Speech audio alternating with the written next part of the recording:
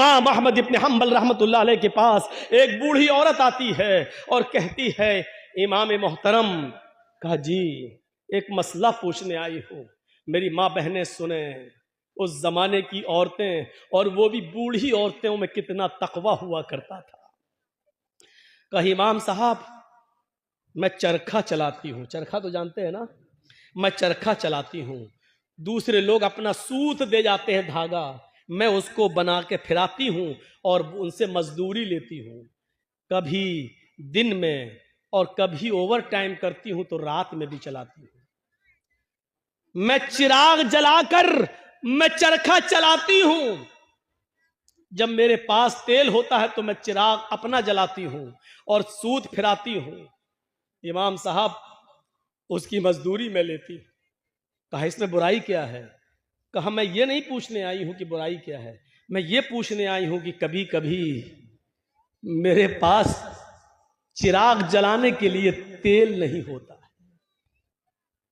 अच्छा, तो मैं सोने के लिए बिस्तर पर जाना चाहती हूं, लेकिन देखती हूं कि पड़ोसी के घर में चिराग जल रहा है और उसके घर के चिराग की रोशनी मेरे आंगन में आ रही है। मैं अपना चरखा लेकर उस आंगन में बैठ जाऊं और उस पड़ोसी के घर से जो चिराग जल रहा है, मैं मांगने नहीं गई उसकी रोशनी, लेकिन उसकी रोशनी ऑटोमेटिक मेरे घर में आ रही है। अगर मैं उसके चिराग की आने वाली रोशनी में अगर सूत फिरा लूं और चरखा चला लूं और ये चलाकर मैं अपने मालिक से उसकी मजदूरी ले लूं, तो ये कमाई मेरे लिए हराम तो नहीं होगी? मेरे लिए ये मजदूरी हराम तो नहीं होगी? मैंने चोरी नहीं की है, मैंने उससे चिराग में का तेल नहीं मांगा है। उसके घर में चिराग जल रहा है और उसकी रोशनी मेरे घर आ रही है, उसकी रोशनी मेरे घर आ रही है। अगर मैं उसकी रोशनी में सूत फिरा लूं और इसकी मजदूरी में ले लूं, तो ये मेरे लिए हराम तो नहीं होगी? ये खाकर कहीं मैं अजाब कब्र की मुस्तहिक तो नहीं बनूंगी, कहीं मैं जहन्नम में तो नहीं जाऊंगी? अहमद इब्न हम्बल रहमतुल्लाह अलैह फरमाते हैं, खातून माँ, तेरे सवाल ने अहमद इब्न हम्बल के इल्म को आज शर्मिंदा कर दिया।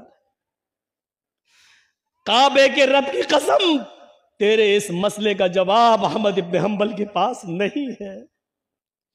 कहने लगी, इमाम साहब, फिर आपसे बड़ा आलिम इस बस्ती में कोई है ही नहीं, फिर मैं ये किससे मसला पूछूं? उन्होंने कहा, सुन मेरी माँ, जहां तक कयास का नतीजा है, कयास का तकाजा है, तो जहां तक मेरा इल्म है, मैं उस इल्म की रोशनी में कयास लगाकर अंदाजे से ये कह सकता हूं कि इसमें कोई हर्ष तो नहीं लग रहा है।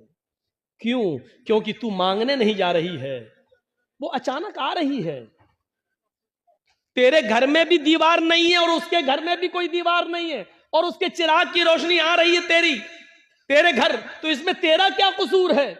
बज़ाहिर तो इसमें कोई बुराई नहीं लग रही है, लेकिन अगर तुम्हारा दिल आमादा नहीं है तो मेरी माँ, इससे भी बच जाओ तो बेहतर है, इससे भी परहेज कर लो तो बेहतर है, इससे भी, क्योंकि वो है तो दूसरे ही की रोशनी, है तो दूसरे ही की रोशनी। बहरहाल अगर तुम इससे भी परहेज कर लो तो ये ज्यादा बेहतर है तुम्हारे।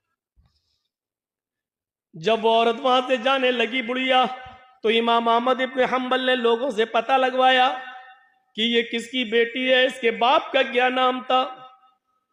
बताया होगा किसी ने कुछ जो मेरे जहन में नहीं रहा।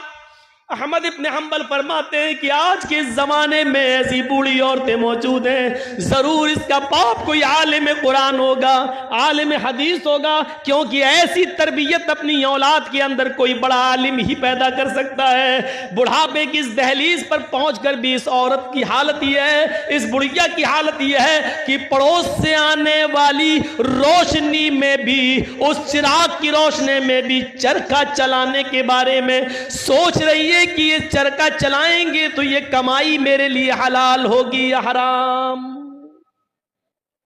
तब ऐसे लोगों की नमाजें अर्श से टकराएं और अल्लाह कबूल न करे, ऐसा हो ही नहीं सकता है। मेरे भाइयों, इधर हम नमाज पढ़ के निकलते हैं, जो मैं सर बसजदा हुआ जमी पर, तो आसमां से आने लगी ये निदा, तेरा दिल तो है सनम आशना, तुझे क्या मिलेगा नमाज।